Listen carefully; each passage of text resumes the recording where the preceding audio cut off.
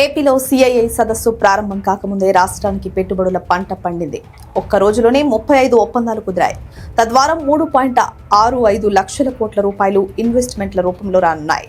1,26,000 కొలువులు అందుబాటులోకి వస్తాయి. దీనికి సంబంధించి మరిన్ని వివరాలు.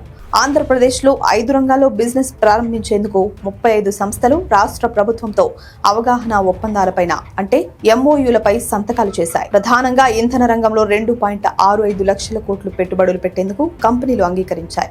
ఈ మేరకు విశాఖలో తలపెట్టిన సిఐఐ సదస్సు వీటికి వేదికైంది.